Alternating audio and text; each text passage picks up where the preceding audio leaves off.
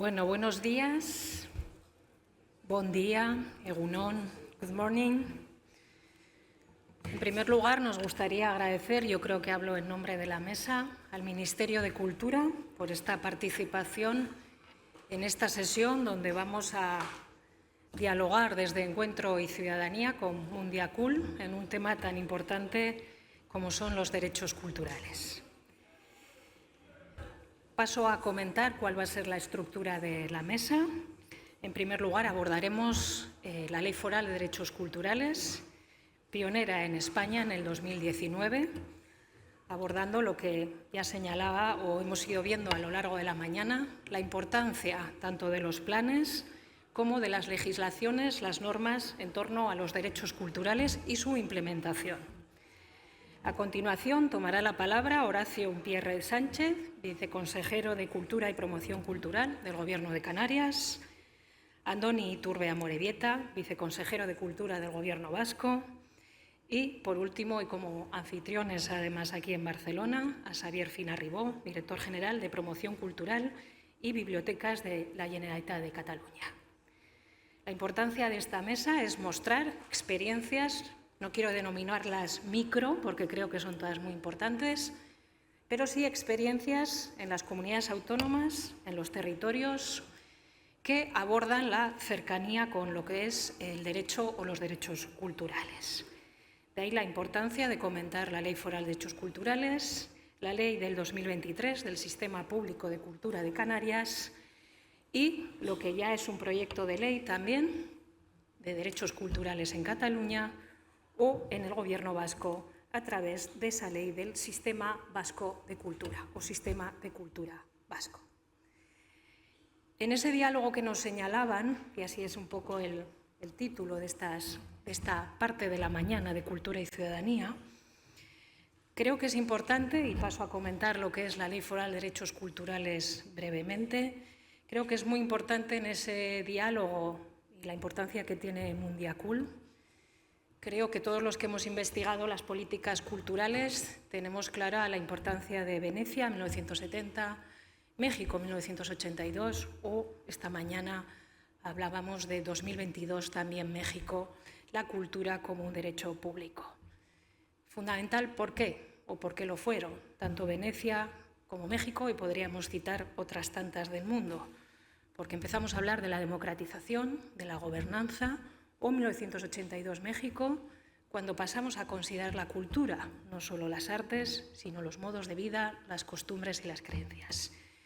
Creo que es básico que las políticas culturales, lo decía el ministro, estén en relación con los derechos culturales. Por mi parte, además de la presentación de la mesa, tendremos enseguida un turno de palabra y después seguiremos dialogando con todos ustedes, con todos vosotros y entre nosotros en la mesa. Sí que les quiero comentar brevemente una ley que fue pionera en Navarra, en la comunidad foral, la Ley Foral de Derechos Culturales, y paso brevemente, además en ese diálogo con Mundiacul, a señalar el contexto de esa ley que abordaba diferentes desde la Declaración Universal, desde la Conferencia de 1966, que ya se ha comentado, la Constitución Española, artículo 44.1, el acceso a la cultura, y todos los textos a nivel mundial, todos los estatutos de autonomía, todas las leyes sectoriales, o en el caso de Navarra incluso la Ley Foral de Mecenazgo Cultural del 2014, que también citaré dos pinceladas sobre ella porque creo que fue, de hecho la Ley Foral de Derechos Culturales de Navarra también recoge en uno de sus apartados, el mecenazgo fue importante en ese cambio de visión de las políticas culturales. Pero ¿qué nos dice Mundiacul? Que ya estamos en ciernes. ¿Qué nos dice de los derechos culturales? Que encuadra muy bien lo que vamos a comentar sobre estas leyes de comunidades autónomas, estas leyes de territorios. Mundiacul nos dice que el derecho a la cultura abarca el derecho de toda persona a acceder a la cultura, participar en ella y disfrutarlo. Es uno de los principios básicos de la Ley Foral de Derechos Culturales. Mundiacul nos dice que los derechos culturales son esenciales para la dignidad.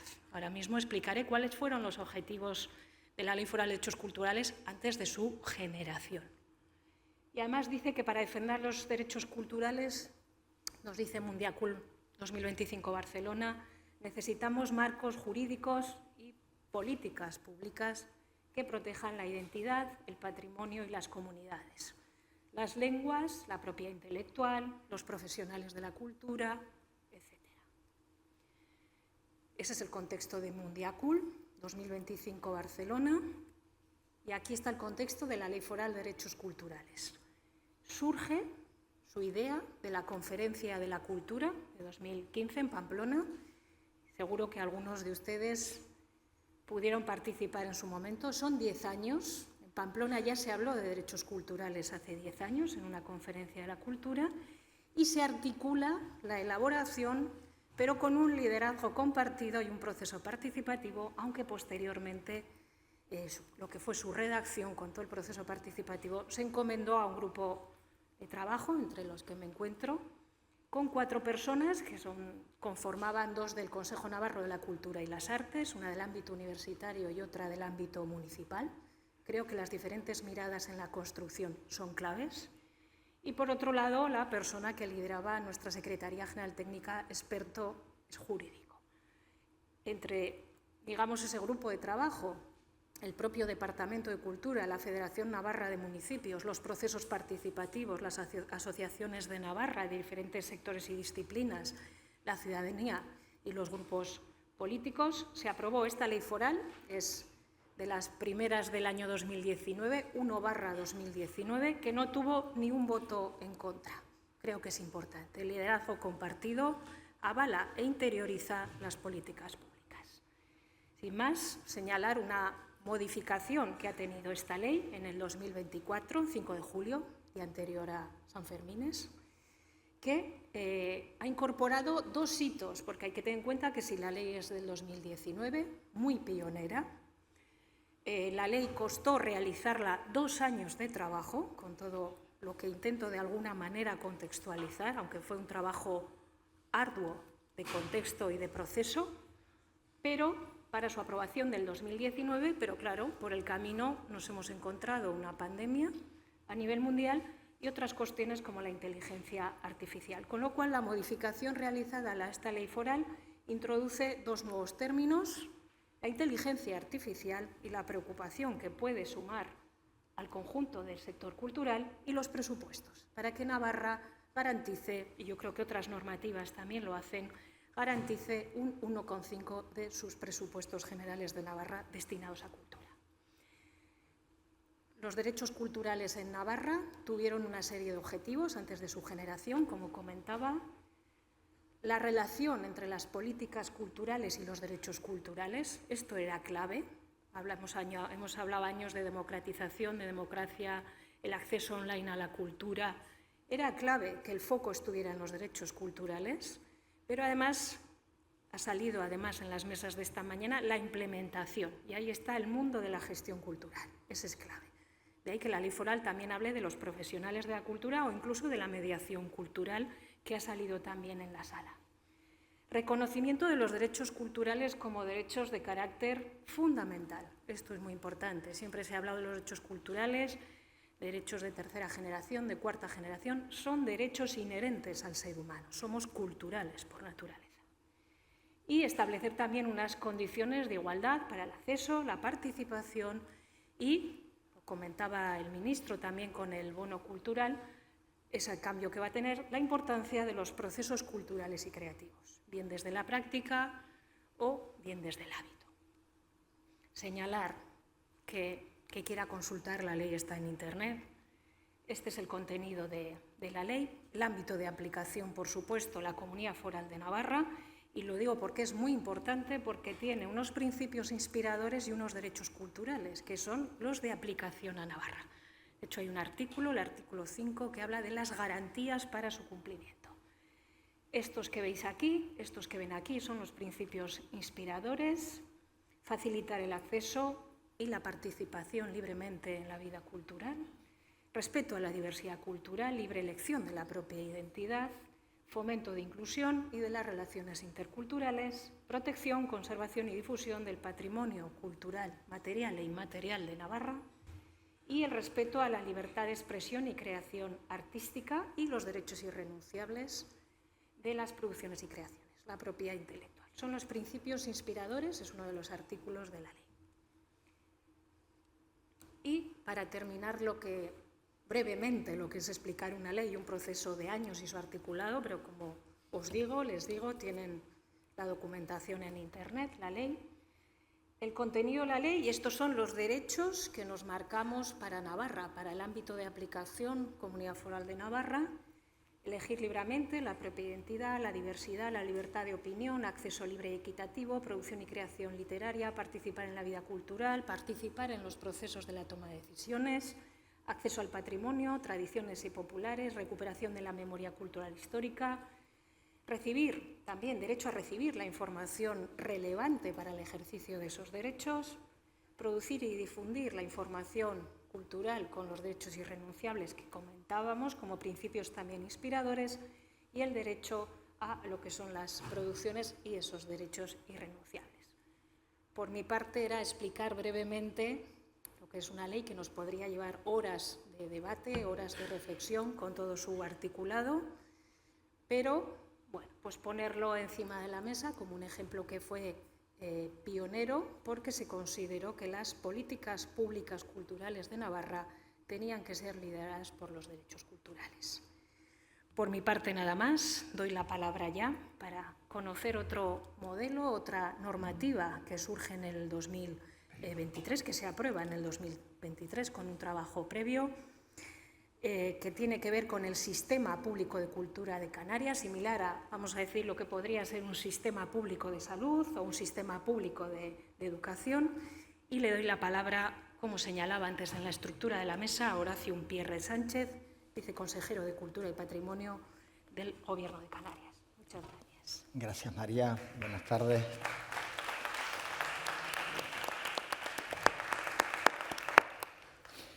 La Ley del Sistema Público de Cultura de Canarias es la 1 del 23, 1 de marzo, in extremis. Es una ley aprobada por carácter de urgencia. Esto lo comento en un principio y lo retomamos después, porque eso es, digamos, la parte negativa de que puede llegar a tener la aprobación de una ley como esta. En el resto estamos bastante de acuerdo. Primero, para dar unas pequeñas pinceladas previas de cuál es la situación de Canarias en el momento en el que se piensa todo esto, hay que recordar que estudiados casi todos los estatutos de autonomía de la comunidad canaria fue a la comunidad que más le costó entrar en aquello que se denominaba el grupo de las comunidades históricas. Por lo que nuestro estatuto, de forma el anterior y el posterior, el renovado, hace una incidencia constante y continua, yendo y viniendo a los conceptos culturales como derechos, a la reivindicación de la recuperación de procesos de identidad, quizás seguramente por esa necesidad continua que hemos tenido de demostrar, al ser un territorio de ultramar y no haberse producido en ninguno de los momentos aquello que se llamaba la descolonización, que se supone que podría haberse producido también en Canarias, crea un efecto traumático y de carácter dentro de la intelectualidad y sobre todo en la academia, primero en nuestra Universidad de La Laguna y luego en la Universidad de Las Palmas, algo que todavía se sigue cuestionando y poniendo sobre la mesa, que el proceso de descolonización hubiera sido necesario, aun sin descolonización, para poder mantener claramente un espacio identitario propio. Esto lo digo porque esto ha permanecido de fondo continuo a lo largo de todos estos años cuando hablamos de cultura. Por lo tanto, el tema de cultura como un derecho, como una obligación.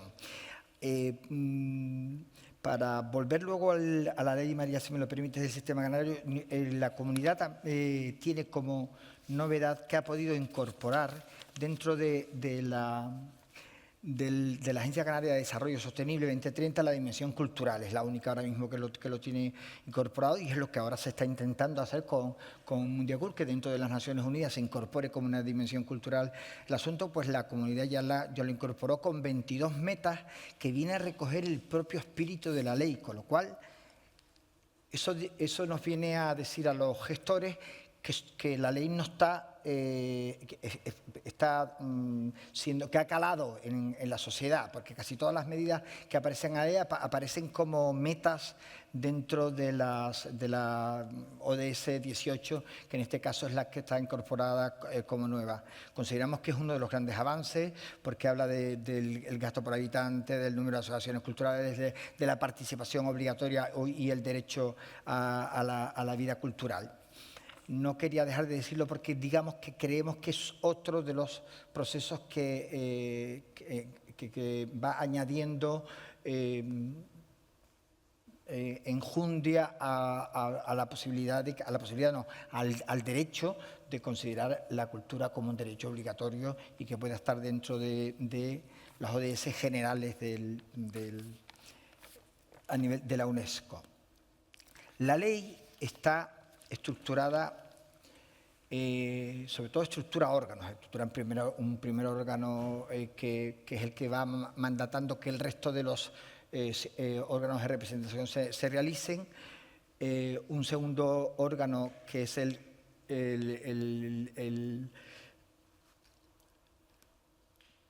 Perdón, acabo de tener un lapsus porque son 5 órganos. La Comisión de Coordinación del Sistema. La Comisión de Coordinación del Sistema mandata la creación del Consejo Canario de Cultura. Otro órgano que es el que hará un estudio constante y continuado y la puesta al día de la red de equipamientos culturales, y un servicio de investigación y análisis de la cultura. Nada nuevo. Casi todo esto se ha ido haciendo, incluso el Consejo Canario de Cultura existía en un proceso anterior con un modelo completamente distinto, pero la ley lo que hace es actualizar y modernizarlos siguiendo los grandes mandatos, sobre todo de Europa, buena gobernanza, participación ciudadana. Lo que hace es irlo introduciendo en todo eso. El sistema público se denomina como tal porque lo que hace es listar de forma clara que el sistema público está constituido por todos los distintos espacios, sistemas, personas. También van los gestores. En este caso, que alguien preguntaba con la ley general en el momento anterior, públicos, pero también se pueden incorporar, bueno, son de incorporación obligatoria aquellos que son públicos que sean gestionados por privados, pero también se pueden incorporar aquellos que son privados también, con lo cual lo que se pretendía con esto era abrir el abanico para que el beneficio de formar parte de un sistema que está defendido tras una ley pudiera ser mucho mayor. El Consejo Canario de Cultura abandona el modelo de los prohombres de una sociedad que conforman un órgano que asesoran al gobierno en el mejor modo o manera de crear la cultura, a un modelo de representación de carácter empresarial. Es decir, todos los sectores de la cultura están presentes dentro del Consejo Canario de Cultura, incluso tendrán derecho a elegir sus representantes, sus presidentes y vicepresidentes. El Consejo Canario mandata al Gobierno de Canarias de forma anual por dónde debe caminar la cultura en ese año, después de haber recibido el análisis del Servicio de Investigación y Análisis que en la Viceconsejería de Cultura estamos conformando ahora mismo en este momento, ¿no? Con lo cual la importancia del seguimiento, de la obligación de seguir los mandatos, que en este caso, en el caso del Consejo Canario son mandatos, es importante. Trabaja la ley del sistema de cultura, el Sistema Público de Cultura de Canarias, también en el cuidado, en generar estudios específicos para crear las escalas de los trabajadores que conforman los equipos de los espacios culturales. Esto es importantísimo porque hasta ahora, digamos que en esa lucha titánica que a lo largo de estos últimos 20 años se ha venido llevando a cabo en las administraciones, lo que hoy llamamos funcionarios de amplio espectro, es decir, aquellos de administración general, han ido ganando la batalla frente a lo que se llaman los funcionarios o laborales que son especialistas. Es decir, el volumen de técnicos del mundo de la administración general ha ido subiendo en número tal que han ido restando un gran volumen a los técnicos especialistas. Esto que parece un análisis un poco a la limón es tremendamente trágico. Es decir, como en los procesos laborales de los últimos años, no me quiero liar, María, cuando me quieras avisar, avísame. En el proceso de los últimos... Esto es importantísimo para todas las administraciones.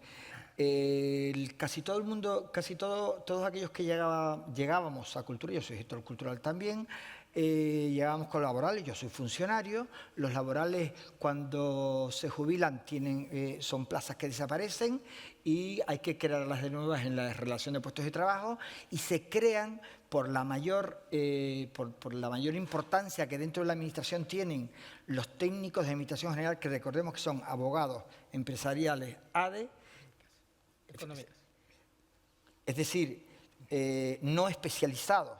Con lo cual podemos acabar en 15 años con administraciones absolutamente sin especialistas, con la recomendación de que, bueno, que los técnicos especialistas pueden ser contratados para los proyectos específicos. Todos sabemos que el mundo no es así. Nadie cuestiona que en agricultura los técnicos tengan que ser de agrícolas, que en la oficina técnica están los abogados y los ingenieros. Esto quizás es un problema problema del propio sector, que no hemos sabido defender un poco ese espacio y con toda seguridad de los políticos, porque también podríamos haberlo parado por otro lado. El sistema público de cultura de Canarias establece que el gobierno tiene por cierto, hay un calendario casi cumplido, no sé en su totalidad, pero establece tiempos específicos para crear escalas de trabajadores y además las obligaciones que desde el propio gobierno, todo esto son las obligaciones que el gobierno tiene que tener. Es una ley que se aplica a sí mismo, y ahora comento cómo se lo aplican a los terceros, a las otras administraciones. Establece además cómo la formación continuada de esos trabajadores, no solo crear las escalas, la formación continuada debe establecerse y cómo la relación de puestos de trabajo deben estar relacionadas directamente con la creación de esos cuerpos, que es algo que deviene de una legislación de función pública que es clara y definitoria. Es crítica y pretende mantener un control sobre la red de equipamientos culturales, que no sea caprichosa y que se pueda tener en cuenta en nuestras cabezas la idea de comarca. Esto, en un territorio limitado siempre, geográficamente, es importantísimo, porque otra cosa que aporta la ley es que tanto el Consejo Canario de Cultura como la Comisión de Coordinación del Sistema tienen representación los ayuntamientos y los cabildos. Son las tres administraciones que por concurrencia llevan cultura dentro de la comunidad. Resuelve que la coordinación, algo que se nos viene reclamando a todos, y es una palabra continuamente repetida, la coordinación para la realización de las actividades sea real, que esa coordinación también exista sobre los equipamientos culturales. Es tremendamente... El concepto de comarca no es un concepto que vaya más allá de los vinos, si tú quieres, la comarca Tacoronte-Acentejo, pero no existe como un concepto físico estructurado para tú realizar inversiones en equipamientos culturales. Eso lo establece la ley de forma muy clara e inteligente. Voy acabando. Yo creo que no se me olvida casi nada, sí, se me olvida lo más importante.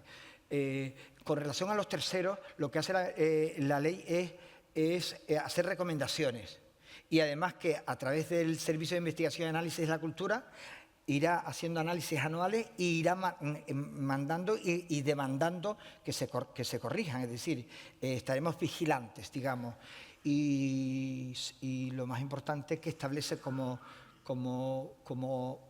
presupuesto obligatorio entre el 23 y hasta llegar al año 30, llegar al 2% del presupuesto de cada año del Gobierno de Canarias. Hoy por hoy estamos en un 0,49, puede que lleguemos a un 0,51, que también es subir unos cuantos puntos. Y esa recomendación la hace a administraciones, entidades y asociaciones también, como una recomendación que será seguida por la comunidad, por aquella idea de que todos tenemos obligación ante o somos subvencionados. Discúlpeme, María, que me suelo pasar. Gracias. Bueno, muchísimas gracias. Gracias, viceconsejero y gestor cultural. Y gestor cultural. Y gestor cultural. Pasamos de la Ley del Sistema Cultural de Canarias al proyecto de ley de la Ley Sistema Cultural Vasco. Damos la palabra a Andoni Iturbe, viceconsejero de Cultura del Gobierno Vasco. Gracias. Bon dia a tothom, egun on denoi, buenos días a todos y todas, good morning to everyone. Bueno, en principio agradecer al Ministerio la invitación y la oportunidad, primero, de compartir nuestra idea y de poder estar con dos personas a las que admiro mucho. Bueno, yo cuando venía hacia aquí ibas pensando cuáles son las claves, ¿no? Yo accedí profesionalmente a la gestión cultural en el año 1993, en enero del 93. Estuve en el anterior equipo de gobierno, en el Gobierno vasco, como viceconsejero, y nos tocó, bueno, torear como a muchos de los que estamos aquí con la pandemia, la pospandemia, pero bueno, aprendimos mucho. Nos empeñamos en redactar un plan estratégico, que era 2023-2028, pero no solamente pensando en la estrategia que debía el Gobierno vasco, sino teniendo en cuenta la realidad institucional y territorial que tenemos, donde hay 3 diputaciones con un poder evidente desde el punto de vista que son los recaudadores de impuestos. Hay un potencial muy grande en los municipios, tanto en las 3 capitales como en la Asociación de Municipios que se aglutinan en Eudel. Entonces, nos empeñamos en hacer un plan estratégico que pudiera ser un marco para que las demás administraciones e instituciones públicas que tienen un peso evidente en la política cultural vasca también tuvieran su espacio o se pudieran inspirar en ese plan para que luego puedan desarrollar territorialmente los suyos, ¿no? Y esto que puede parecer una tontería, yo lo experimenté porque yo venía de la Diputación Foral de Vizcaya, una entidad pues, que según los historiadores data de 1500, con una potencia interesante en Euskadi. Cuando di el salto al Gobierno vasco vi que quizá esa parte de coordinación, de cooperación, necesitaba una mirada, necesitaba una reflexión. Bueno, esto fue un pequeño avance. Y en este trance empezamos a valorar la necesidad de que Euskadi contara con una ley de cultura, una ley del sistema. Bueno, empezamos a hacer barridos de lo que había, detectamos la Navarra, detectamos la Canaria, pero poco más. Poco más. Y hablo no solamente del Estado, sino a nivel global. Bueno, pues recuerdo las palabras del anterior consejero, que era portavoz del Gobierno, entrando al despacho, y me dijo: Andoni, trabajamos para que en el próximo programa de Gobierno esté como compromiso la redacción de una ley. Y yo le dije: yo me comprometo personalmente incluso, ¿no? Bueno, y ahí arrancó la experiencia. ¿Cuáles son los ejes en los que estamos trabajando? Primero, un reconocimiento, pero explícito, tácito en un documento, de que la cultura es un bien público en los términos que define la UNESCO. Pero una cosa es que lo digamos y otra es que esté recogido ya en un documento legislativo. Otro aspecto importante es, creemos firmemente en la centralidad de la cultura, y eso también le decimos en el Plan Estratégico de Cultura. La cultura, yo he tenido la sensación a veces que estamos en una esquina, nos conectamos de mala manera con otras políticas públicas y la sociedad nos ve muy alejada, ¿no? Entonces, queremos que esa centralidad con otros aspectos de la política pública, como puede ser el turismo, la economía, Hacienda, salud, es que ahí se abre un mundo, ¿no? Y eso creemos que tiene que estar recogido en una ley de manera explícita. También creemos que hay que reconocer que la política cultural en nuestro país se hace de manera coordinada y cooperando entre lo público y lo privado. Porque hay un aspecto importante. Si no tendríamos lo privado, creo que tendríamos una crisis de contenidos. Y si no somos capaces de pactar entre lo público, que generalmente es el motor financiador, lo voy a decir, pero también hay otras actividades, creo que si no somos capaces de unir esos dos aspectos, poco desarrollo cultural tendríamos en el territorio. Porque los que trabajamos en el ámbito público necesitamos de la iniciativa privada. Y a veces esto políticamente es incorrecto, pero es así. Y a los hechos me remito. En el sistema público que estamos trabajando, por ello, no solo queremos que estén las entidades públicas, que evidentemente tienen un peso, también la iniciativa privada. Y en esto apelamos a las fundaciones bancarias, apelamos a las empresas, a todo el mundo de las industrias culturales. Todo aquel agente cultural que quiera formar parte del sistema cultural público vasco lo va a poder hacer. Lo va a poder hacer en dos sentidos. Primero, una va a tener obligación, siempre y cuando recibas una subvención, obligatoriamente vas a tener que participar en ese sistema. Y otra es que no recibiendo financiación pública, tú voluntariamente quieras adscribirte a ese sistema.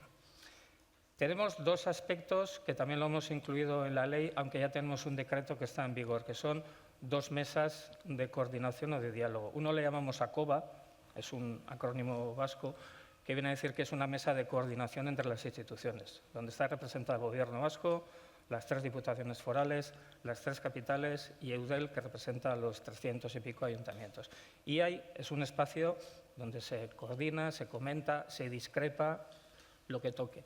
Y luego tenemos el Consejo Vasco de la Cultura, que también está regulado por decreto, donde ahí tiene participación todo ese engranaje público y además aquellos profesionales de la cultura que tienen algo que decir o que forman parte de algún subsector articulado.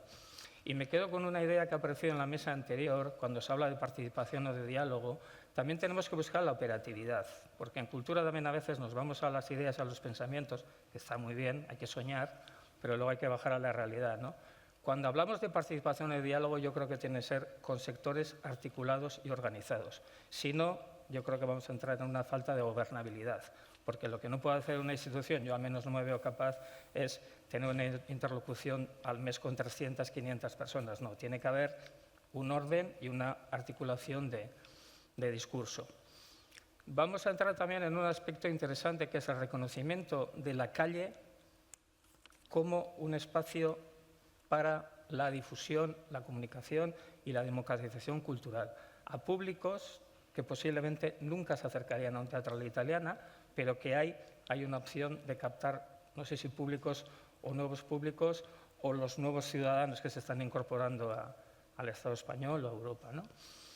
Un aspecto crítico de los próximos años yo creo que va a ser cómo financiamos la cultura, y este es un tema que habrá que abordarlo. Sé que en la ley de Navarra tenéis el 1,5%, en Canarias el 2%. Nosotros aquí no vemos necesidad de poner un porcentaje, primero, porque cuando en una ley se pone algo es para cumplirlo, si no, no lo pongas. Segundo, en la redacción de la ley hay que tener en cuenta los desarrollos normativos que de ese marco se pueden desarrollar, con lo cual, cuidadito con lo que ponemos en la ley, porque luego los desarrollos vía decreto pueden ser o no realizables o muy difícilmente cumplibles, con lo cual queremos que sea un texto normativo fácil, ágil y que nos permita gestionar los desarrollos de manera adecuada. Y cuando hablamos de financiación, yo distinguiría en dos aspectos. Una, lo que puede ser las industrias culturales y creativas, y otra, lo que puede ser la actividad cultural al uso, ¿no? Ahí creo que las subvenciones tienen un papel importante en ese mundo, y lo entrecomillo, amateur, que es absolutamente necesario. Y luego hay otro aspecto que habrá que ir profundizando. Una es la fiscalidad. En Euskadi estamos trabajando fundamentalmente en el mundo del audiovisual, pero también en el mundo de la música, o sea, lo que entendemos que es ya una industria cultural. Y también habrá que analizar otros espacios. El Gobierno vasco, por ejemplo, cuenta con el Instituto Vasco de Finanzas, que es una institución dependiente del Departamento de Hacienda, y ya entraba a cooperar en estos aspectos también. Con lo cual, financiación, aportación pública y un sistema donde lo público y lo privado trabaje de manera engarzada. Otro instrumento importantísimo es el Observatorio Vasco de la Cultura. El año 2026 cumple ya 20 años. Yo cuando llegué al Gobierno vasco como viceconsejero, lo primero que le dije al consejero de la PA, le dije, el Observatorio Vasco de la Cultura es un instrumento clave para la toma de decisiones, en la medida en que es un instrumento con información y comunicación que nos tiene que permitir tomar decisiones de una manera adecuada, trabajando con datos y no tocando de oído, que a veces también nos ha ocurrido a lo largo de nuestros años. Bueno, datos importantes. El sistema vasco público invirtió el año 2022 casi 500 millones de euros en cultura. Tenemos el dato. Nos falta la parte privada, pero ese dato lo tenemos. Según el Eustat, que eso ya no lo hizo el Observatorio Vasco de la Cultura, en el año 2022, estos creo que son datos del año 2022, está en su web, la cultura supuso un 2,1% del PIB vasco. Esto supone, en datos concretos, 1.713 millones de euros. No lo dice ni el Observatorio, ni lo dice el Departamento de Cultura. Lo dice el Eustat.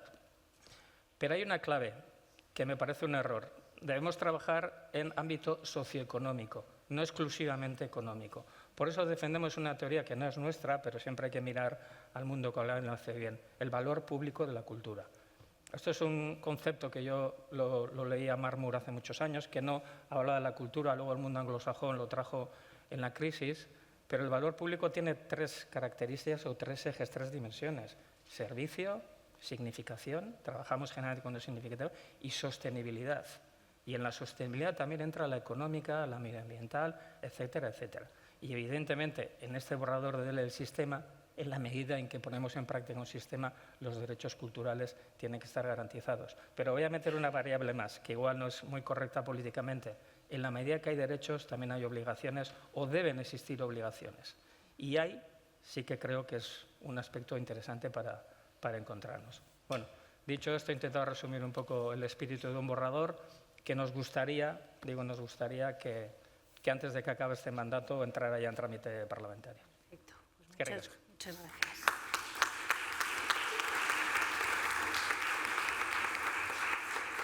Muchas gracias, viceconsejero. Además, por lo que pude leer y ahora ha citado, esta ley puede ser pionera también en hablar de la sostenibilidad medioambiental. Creo que es algo muy importante. Y para cerrar esta mesa de intervenciones, antes del turno de preguntas, y ya que estamos en Barcelona, pasamos de una ley y un proyecto de ley de sistema público y volvemos a los derechos culturales, una ley de derechos culturales como en Navarra, en este caso con Xavier Fina Ribó, director general de Promoción Cultural y Bibliotecas de la Generalitat de Cataluña, y además, por lo que fui investigando, van a ser o son 6 derechos culturales, pero hemos quedado que hay que decir 5 más 1. Con lo cual, Xavier, tienes la palabra. Muchas gracias. Bueno, ya me has hecho un spoiler. Para eso soy la moderadora. Bon dia a tothom, gràcies per la invitació i gràcies als col·legues i amics i amb alguns de llarga relació, com és el cas del País Basc i amb Canàries també, en la meva vida anterior. Quan parlem de la llei, del projecte de llei en el cas català, està bé situar en quin moment estem. Això va ser una feina que es va fer en l'anterior legislatura per part del govern anterior a l'actual, al nostre, del qual en formo part, i hi ha hagut un canvi polític, és a dir, això ho va fer una força política i ara hi ha hagut un canvi.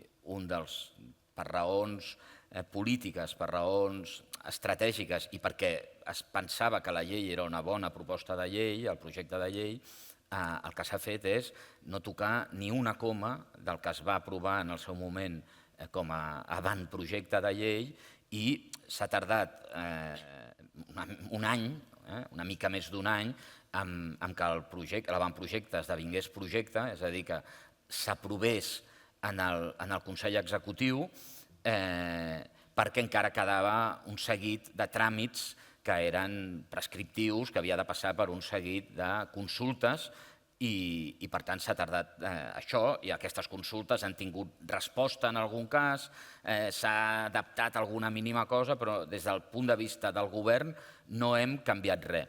Per tant, jo parlaré, diguem, amb la tranquil·litat que és una llei amb la qual em sento còmode, però també amb la tranquil·litat de dir no, exactament no ho hem fet nosaltres, no? I per tant ho dic amb tota la convicció que penso que és un bon projecte de llei i també amb l'avantatge que és un projecte de llei que encara ha de viure tota la seva tramitació parlamentària, per tant és un projecte de llei que té marge de millora, no? I quan la Camino ara deia el dels 5+1, és una mirada meva sobre... De fet, la llei parla de 6, no parla de 5+1. I ara, quan us expliqui alguna cosa més, veureu que el sentit del 5+1. Voldria una consideració prèvia que em sembla important sobre els drets culturals, que és que els drets culturals i al marge de les declaracions internacionals, institucionals, és a dir, al marge de la Declaració Universal dels Drets Humans, al marge de la Declaració sobre els Drets socials, econòmics i culturals, al marge de Friburg, al marge de Roma, al marge de tot això, les persones que treballem en l'àmbit de les polítiques culturals des de fa anys, dels drets culturals ens n'ocupem. Es poden portar a terme polítiques vinculades als drets culturals sense que s'expliciti que són polítiques vinculades als drets culturals. Evidentment, té una significació especial que parlem de drets culturals, que posem l'èmfasi en els drets culturals, però a vegades hem de ser, diguéssim, hem d'estar eufòrics perquè parlem de drets culturals, però també hem de ser prudents en aquesta eufòria perquè, com deien, implementation, però no volem lleis sense implementation, però tampoc, però la implementation és important i a vegades no calen lleis perquè es produeixi. Insisteixo, jo crec que la llei va bé que hi hagi una llei, des del punt de vista simbòlic i des del punt de vista pràctic. Ara entro en els continguts i els sintetitzaré molt, però què m'agrada subratllar a mi sobre el projecte de llei i sobre el canvi de paradigma que suposen el paradigma dels drets culturals? Per mi, el gran canvi de paradigma és que posem la ciutadania al centre. És a dir, i ho dic només en positiu, és posar la ciutadania al centre de les polítiques culturals. I posar la ciutadania al centre de les polítiques culturals, d'alguna manera, és acostar-nos a allò que fan altres polítiques públiques socials. Ningú no dubta que, en termes de polítiques sanitàries, de polítiques educatives, qui estan al centre d'aquestes polítiques són la ciutadania, són les persones a les quals han de ser educades en l'àmbit educatiu, les persones que han de ser ateses en l'àmbit de la salut, doncs això és el que fem aquí. Insisteixo, ho dic només en positiu. No dic que s'hagin de fer altres coses, però és posar la ciutadania al centre. Punt número 1. Punt número 2. És una variant de l'implementation que portem tot el matí insistint, que és fer efectius aquests drets. I fer-los efectius és anar més enllà de la idea que amb oferta i amb obrir les portes ja n'hi ha prou. No n'hi ha prou amb fer oferta i obrir les portes, perquè fent oferta i obrint les portes, molts no passen de la porta. Molts i moltes no passen de la porta. Els drets culturals parlen o han de parlar, han de posar al centre, han de posar l'èmfasi en aquests i aquestes que no passen de la porta, tot i que la porta estigui oberta i tot i que dintre de passar de la porta allà hi hagi una oferta. Aquest és, per mi, si s'hagués de sintetitzar en una sola frase, el sentit dels drets culturals. A la nostra llei hi ha un preàmbul que a mi em sembla molt interessant i que només subratllaré una frase per dir-la, que és: la cultura proporciona el patrimoni conceptual, l'univers simbòlic i els recursos perceptius, discursos i creatius amb els quals les persones s'ubiquen en el món i en alguns teixits socials. Es representen elles mateixes i s'incorporen a grups, adopten rols i es construeixen i projecten personalitats, gestionen el present i gestionen el futur. És a dir, aquell vell principi de la modernitat de ser lliures des del punt de vista d'autodeterminar-nos individualment i, per tant, aquests drets, des de la perspectiva que deia la relatora, de drets individuals que, evidentment, esdevenen en una col·lectivitat, en una comunitat, però que ens acosten a aquell esperit modern, quan dic modern vull dir de la modernitat. Anem al contingut de la llei. La llei té una estructura relativament simple, i quan dic simple ho dic com a elogi. Es reconeixen 6 drets i per cadascun d'aquests 6 drets es desenvolupa un articulat de contingut d'aquests drets i un articulat de garanties perquè aquests drets puguin ser complerts. Què farem des de les administracions públiques, bàsicament, per garantir aquells drets? Per tant, d'alguna manera, i ara no vull sumar més del que toca, però som una llei de drets, com vosaltres ho sou, però també som una llei de sistema, perquè no hi ha drets sense sistema i, per tant, allò que garanteix el compliment dels drets és que hi hagi un sistema. Quins són els 6 drets? Els 6 drets, i ara diré 6 drets, i després faré el comentari sobre el +1. Els 6 drets són el dret a la identitat cultural, el dret a l'accés a la cultura, el dret de participació cultural, el dret a l'expressió, la creació i la difusió culturals, el dret a l'educació i la formació artística i els drets laborals i econòmics de les persones que treballen al sector cultural. Aquest 6è dret ja es veu que és un dret d'una naturalesa diferent dels altres 5, que des d'un punt de vista de pla cultural, com fa el Ministeri, és indubtable que té sentit que en un pla de drets culturals hi pugui aparèixer sense problema. Ja veurem què passa en el tràmit parlamentari amb incorporar elements que tenen a veure amb drets laborals i dintre, vull dir que són de naturalesa clarament diferent. Però, en tot cas, aquests són els 6 i creiem que és important que hi hagi aquest reconeixement que els treballadors i treballadores de cultura tenen els seus drets i potenciar que hi hagi una legislació que ho garanteixi. Ara bé, de la mateixa manera que l'Estatut de l'Artista el que fa és incidir en la legislació global, parcial, fiscal i laboral, no sé si no és aquest espai on s'hauria de reconèixer. M'han dit que em queda un minut i vaig ràpid. 2 coses més. Què més fa?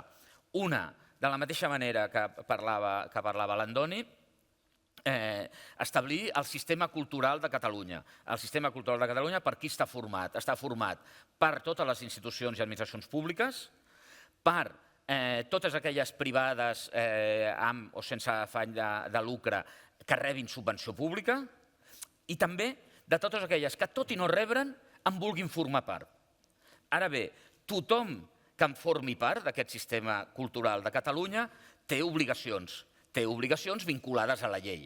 Té obligacions de respectar aquests drets culturals que hi ha aquí, desenvolupar uns plans concrets de drets culturals allà, respectar els drets lingüístics, facilitar l'accés a la cultura. Per tant, de moment, sembla que tothom podria dir, tothom s'hi voldria apuntar a formar part del sistema, però hem de recordar en tot moment que aquest sistema generarà també obligacions. A part d'aquest sistema, vaig molt ràpid, té uns sistemes públics sectorials, el sistema públic d'espais escènico-musicals, el sistema públic d'arts visuals, el sistema públic de museus, el sistema públic de biblioteques, el sistema públic d'arxius, que s'estructura en la llei, i té també uns organismes de control. Aquí el Consell Nacional de la Cultura i de les Arts hi juga un paper, el síndic de Greuges, que és el defensor del pueblo català, també hi juga un paper, i inclús està previst un comitè específic per fer-ne seguiment. En segon lloc, desenvolupa un observatori, aprova un observatori amb la llei que ja està. L'observatori existirà al marge del que passi amb la llei, però que una de les funcions és perquè cal informació i cal coneixement per fer el seguiment de la llei i per prendre decisions polítiques, i garanteix el 2% voluntad de hacerlo cumplir, digamos. Estamos un poco más estamos en el 1,3, 1,5 i la idea és tal. Acabo. Finalment,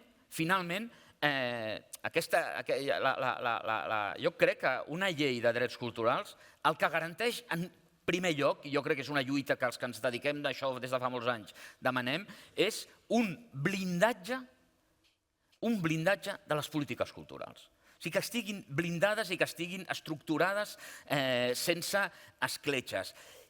Que això em sembla que ara podria semblar que és com un cant una mica innecessari, però jo intueixo que venen temps complicats i que com més blindats estiguem, molt millor per totes nosaltres des del punt de vista de les polítiques culturals.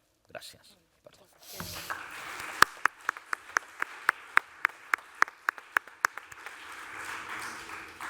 Muchas gracias, director general, también por el énfasis puesto en la presentación.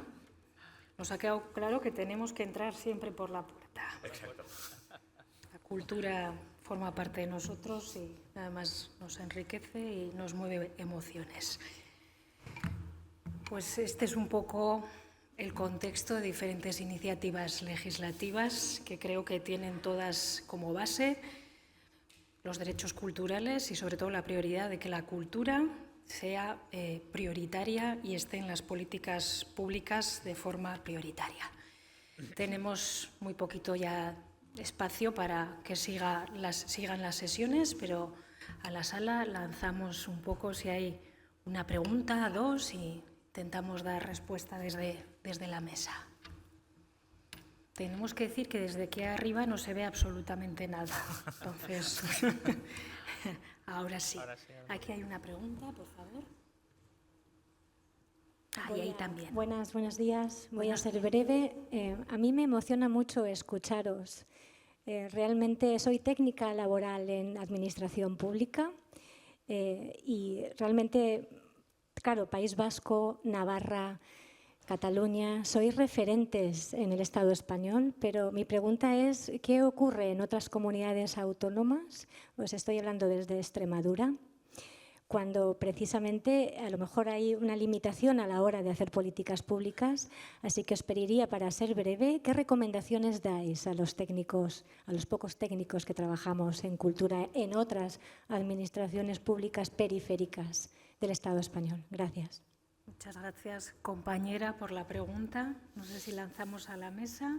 Seguimos el mismo turno de antes. Venga. Está claro que con el avance que el Ministerio está dando a la Ley de Derechos Culturales, el Estatuto de los Artistas, hay un conjunto, y por fin se ha reconocido que nuestro sector, como cualquier otro sector, necesita no solo de leyes especializadas, bibliotecas, archivos, no sé cuántos, sino también transversalidad, algo que comentaba Jazmín antes, y la transversalidad está en toda esa legislación que asegure todo eso. Ahora mismo hay muchos elementos para que cualquier comunidad pueda desarrollar.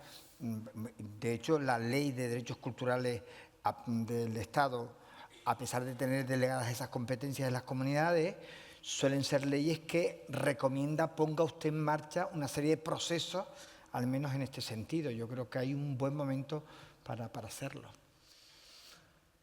Bueno, en mi lugar, en mi opinión, la cultura es una materia transferida a las comunidades autónomas en exclusiva. Entonces, yo creo que hay un campo de trabajo amplio desde las comunidades autónomas, ¿no? Pero yo, que también soy técnico de la administración, creo que es constancia, tener credibilidad ante los responsables políticos y, sobre todo, trabajar con datos. Me parece que es fundamental, porque si no, en nuestro sector ha habido una época, y digo ha habido una época, espero que esta época que la hemos superado, ¿no? Hemos tocado mucho de oído, de intuición, pero yo creo constancia, trabajar con datos y, sobre todo, a quien tiene que tomar la decisión, ofertarle una credibilidad en la que la duda existe, pero en un porcentaje muy pequeño. Y aún así, pues nos cuesta, ¿no? Y acabo con el marco normativo, ¿no? Y con lo que decía Horacio. Es importante tener un marco normativo porque creo que eso nos prestigia. Porque si haces un análisis de todos los sectores que tienen marco normativo, ¿por qué la cultura no lo tiene? Esa es la primera pregunta que debiéramos hacerlo. Y es verdad que los marcos normativos posiblemente no te solucionan los problemas del día a día, pero sí tienes un espacio en el que agarrarte. Y en esto, por ejemplo, en la ley vasca sí que tenemos un apartado dedicado a los profesionales de la cultura. Tienen que tener la formación y el perfil adecuado. Y los profesionales que no estén en el ámbito institucional deben tener buenas prácticas en sus contratos y en sus condiciones laborales. No sé si te ha ayudado con esta pregunta, porque las realidades de cada zona suelen ser muy diferentes, pero la credibilidad a mí me parece importante. Me preguntaban el otro día en una mesa redonda hace un tiempo, ¿no?, hablando del Objetivo 18, que en Euskadi también se ha desarrollado como cultura y diversidad lingüística. ¿Cuál crees que es el reto de la cultura en los próximos tiempos? Tiene muchos. Dije uno que posiblemente no era la respuesta que se esperaba: la empatía. El que el de enfrente sea capaz de entenderte y tú seas capaz de entenderle a él. Ahí seguro que avanzamos. Y para eso tienes que ofertar credibilidad. Yo voy a decir 3 cosas, pero porque las has pedido, ¿eh? Yo nunca me atrevería a aconsejar a nadie. La primera, no sois periféricos, digamos. No interioricemos periferias, no sé por qué. ¿no? Lo dice en positivo. ¿eh? Ah, vale, en positivo, vale. Si es en positivo, si era en positivo, vale. Yo lo he vivido como que no tanto y digo, hombre, no. Segunda, yo creo que trabajo técnico, ¿no? Es decir, que los técnicos, yo ahora estoy haciendo, me dicen, de político, pero digamos, como técnico de toda la vida, yo creo que esto, datos, con elementos comparativos de otros lugares, nos invitas a los que haga falta para que expliquemos qué consecuencias tiene esto. Es decir, yo creo que este argumento del conocimiento y la información me parece básico. Y añado un tercer factor que yo creo es importantísimo, y lo digo con un ejemplo muy sintético. Nosotros tenemos un proyecto de cultura y salud. En el proyecto de cultura y salud, los que nos dedicamos a esto desde hace años, llevamos años diciendo la cultura es un elemento que ayuda a una comunidad saludable desde el punto de vista físico, mental y del bienestar emocional. Muy bien. Esto hace muchos años que lo decimos. ¿Quiénes lo decimos? Lo decimos los convencidos, históricamente. Ahora, yo en este año que estoy haciendo director, me estoy encontrando yendo a hospitales y a sentarme al lado de directores de hospitales, directores clínicos, directores médicos, que empiezan ellos la sesión diciendo la cultura hemos comprobado a través de experimentos, tal, que tiene...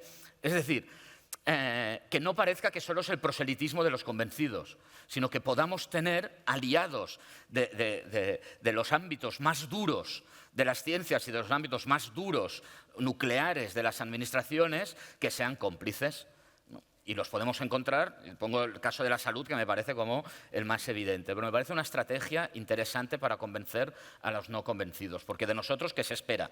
Que digamos esto, ¿no? Pero de un médico no se espera tanto. A la compañera de Extremadura, por parte de Navarra, siempre ha sido fundamental el asociacionismo. La Asociación de Profesionales de la Gestión Cultural de Navarra, de la que también formo parte, aunque trabajé desde el 2008 como funcionaria del Departamento de Cultura del Gobierno de Navarra. El asociacionismo es clave, los estudios son claves. A veces no tiene que venir la ola. Estaba pensando en el Festival de Cine de San Sebastián, por eso me ha venido la ola, por Donosti. A veces no es la ola, sino desde la Administración, que también, sino que viene desde el asociacionismo. Esa sería mi reflexión. Intentarlo también desde las asociaciones, no solo de la gestión cultural o de los profesionales de la gestión cultural, desde los diferentes sectores culturales. Y los datos también yo considero que son claves. Y a veces es el contagio. Pongo un ejemplo. También formé parte de la redacción de la Ley Foral de Mecenazgo Cultural de Navarra, 2014, en la actualidad un decreto foral legislativo, porque conlleva mecenazgo cultural, mecenazgo social, mecenazgo medioambiental y mecenazgo deportivo en Navarra. social existía, llegó el cultural y los demás por contagio, con lo cual la ley foral pasaba a ser un decreto foral legislativo. Pero mi experiencia con los años ha sido que muchas comunidades autónomas tienen ley de mecenazgo cultural, con lo cual a veces el contagio pues también provoca. Pero yo creo que hay diferentes formas de llegar a ello. Y una última pregunta, por favor. Gracias. Buenos días. Primero de todo, muchas gracias por la intervención. Soy Andrea Leunda, trabajo de abogada en el sector para distintas asociaciones profesionales, también para compañías productoras, y ha sido a raíz de la intervención de Andoni, pero abro la pregunta. Y usted hablaba de industrias culturales por un lado y por el otro cultura al uso. Entonces, industrias culturales es un concepto que remite mucho a empresas o entidades con ánimo de lucro que generan un beneficio económico. Cuando es un ecosistema, el de la cultura o el de las empresas que se dedican a las artes, que es mucho más amplio, y ahí me remito también a lo que usted decía de valor público de la cultura, a darle una centralidad como la sanidad, como la educación. Pienso también en el concepto de sostenibilidad, del que hablaba Jazmín Beirac en su libro, que no hace falta generar un beneficio económico para que sea sostenible. Y a veces en este sentido, que el nombre hace la cosa, quería preguntaros si no pensáis que a lo mejor el concepto de industria cultural ya tendría como que superarse, porque sí que en el día a día a veces vemos que como que se dirige hacia un tipo concreto de políticas públicas. No sé si podría ser... No sé. Bueno, quizá por alusiones. Bueno, yo sé que ahora el término industria cultural está pasando a ser sectores culturales, pero sí es verdad que yo en lo que es en el operativo sí veo diferencias en lo que puede ser una industria audiovisual o otro tipo de actividad cultural, ¿no? Y de ahí la fiscalidad, y bueno, yo creo que hay instrumentos, depende también la naturaleza del proyecto, ¿no? Y cuando hablamos de una industria cultural, yo no solo pienso en el beneficio económico, porque los contenidos que se trabajan en los audiovisuales van mucho más allá que un rendimiento económico, o los contenidos que se trabajan en el ámbito musical van más allá del rendimiento económico. Pero eso no quiere decir que tú no trabajes con contenidos culturales y tengas un modelo de negocio. Es que yo no veo ninguna contraposición ahí. Otra cosa es que tengas un coro o una asociación que se dedica a cantar, es que las dinámicas son diferentes. Yo soy presidente de un coro muchos años, es lo que digo, ¿no? Ahí el ánimo de lucro es poco, pero ahí el beneficio quizá es más de ámbito social, ámbito personal, de cohesión social. Pero claro, es que cuando hablamos de cultura, el término es tan amplio que se nos escapan muchos matices, ¿no? Y yo, por ejemplo, en la fiscalidad que tiene Euskadi o los 3 territorios que conforman Euskadi, evidentemente va dirigido a organizaciones con ánimo de lucro. Pero no solo esto. Es importante los contenidos que trabajan, los contenidos que comunican y los contenidos que difunden. Y no te digo nada si ya hablamos del euskera o la igualdad de género, ¿no? Porque, claro, no es lo mismo que se produzca un audiovisual en euskera que se produzca en castellano. El impacto social que eso tiene no tiene nada que ver. Por eso yo hablaba de desarrollo socioeconómico. Porque a veces nos vamos solo a los datos económicos, ahí entramos en una discusión muy de Hacienda o muy de economía, y creo que también está el ámbito social. Por eso nos gusta el término de valor público, porque el valor público tiene esas 3 dimensiones, ¿no? El servicio a la comunidad. Generalmente trabajamos en el ámbito cultural con elementos significativos, sean de patrimonio, sean de musicales, lo que sea, y la clave de la sostenibilidad. Aquí hablaría de sostenibilidad medioambiental, económica, territorial, social. Ahí se habla un mundo, ¿no? Y aquí sí creo que hay un reto, nosotros estamos en esto, no sé a dónde llegaremos, ¿no?, de crear un modelo que nos permita evaluar qué valor público generamos en la comunidad autónoma de Euskadi. Casi nada, ¿eh? Pero bueno, igual que nos pusimos con la ley pensando que posiblemente nos íbamos a meter en un espacio complicado, que lo es, pero bueno, está lanzado, ¿no? Quizá, si no me he expresado bien, pido disculpas, pero bueno, mi pensamiento iba más o menos en esta línea, ¿eh? Te has expresado perfectamente. No era más dentro de industrias culturales que caben como distintos tipos de entidades o empresas y cómo... Sí, lo sé que ahora se está yendo a sectores culturales. Sí, pero en algún momento también se utilizó claramente distinguidos los 2 términos, en algún momento que ya, pues yo creo, los 10 primeros años de este siglo, quizás, que se hablaba de industria cultural, aquella que no necesitaba de la concurrencia de la administración para su sostenimiento, y de sector cultural aquel que sí necesita de la concurrencia. Y la concurrencia no es ofensiva, es decir, participar, porque al final, lo recordaba Andoni antes, aquello que está subvencionado es que está conveniado. Conveniar es un acuerdo entre dos partes en las que yo pongo una parte, pero usted pone la otra, que yo no tengo. Cada uno pone la parte que no tiene el otro. Por eso es un convenio de partes y se considera contrato lícito.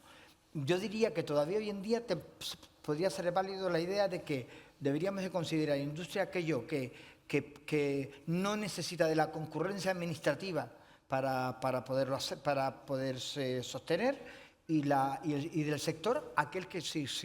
Y no debe de ser molesto para nadie, porque simplemente la carga de inversión y de beneficio nunca va a ser la misma ni debe serlo, ¿no?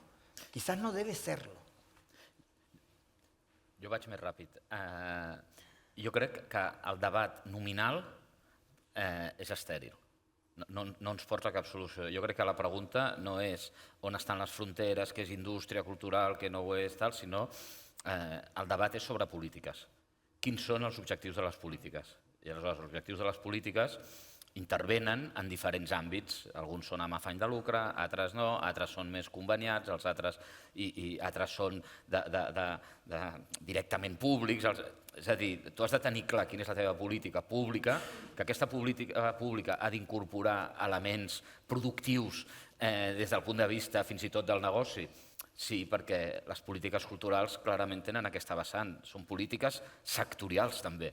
I una part important del sector és aquest. Aleshores, on poses la frontera? Aleshores, si entres en debat sobre on poses la frontera, nominalment, si guanyen una mica, guanyen poc, si els sous que tenen els organitzadors, això és benefici o no és benefici, si és la fórmula jurídica i només la fórmula... Tu planteja't, bueno, no et dic que tu ho facis, jo dic que el que jo faig és pensar-ho en termes de polítiques, no? Sobre què vull incidir, de quina manera i per aconseguir què. I a mi em sembla més productiu aquesta manera de veure-ho que no la del mapa nominal, perquè aquest és molt dinàmic i canvia constantment. Permíteme algo muy rápido, es que me he quedado con la parte de Extremadura. Disculparme que me pase de nota, pero me retumbaba un poco la preocupación y me identificaba un poco. Hablando de datos, yo recuerdo cuando estaba en mi anterior desempeño, nos enterábamos para las actividades culturales que pasaban en un territorio gracias a un medio de comunicación. Y a mí esto me obsesionaba. Digo, pero ¿cómo no somos capaces? Bueno, el Observatorio Vasco de la Cultura, en el 2004, dice que en Euskadi se programaron o tuvieron lugar más de 20.000 actividades culturales en un año. Eso da una media de unos 60 actividades culturales por año. Tú cuando este dato lo pones en la mesa a tus responsables políticos de más nivel, posiblemente la situación cambia. Tenemos una media de 60 actividades culturales al día en Euskadi, con una población de 2.200.000 habitantes. Ahí lo dejo. De Extremadura yo me vuelvo al mundo legal y a las industrias culturales y creativas. Navarra hace 7 u 8 años solventamos la terminología porque no compartíamos y no compartíamos que se denominara industria cultural y creativa. Veíamos que era un término anglosajón, que le había añadido lo de creativa y que en algún momento estaría arriba, luego estaría abajo, luego iba a volver. Y si miras, al menos en terminología, luego está la naturaleza de cada sector o disciplina y cómo te diriges a ellos, decidimos que se llamaba, y está en el articulado de la Ley Foral de Derechos Culturales, ecosistema cultural y creativo. De hecho, voy a decir una expresión de andar por casa. En su momento, estoy hablando se aprobó en el 19, pero llevábamos trabajándola desde el 17. Al decir ecosistema cultural y creativo y no industria cultural y creativa, aunque luego cada una tiene su naturaleza, tratamiento, fiscalidad, función social, función económica, etcétera, nos miraron como las vacas al tren. Pero ahí está y todo el mundo habla de ecosistema cultural y creativo hoy en día. Muchas gracias a todos.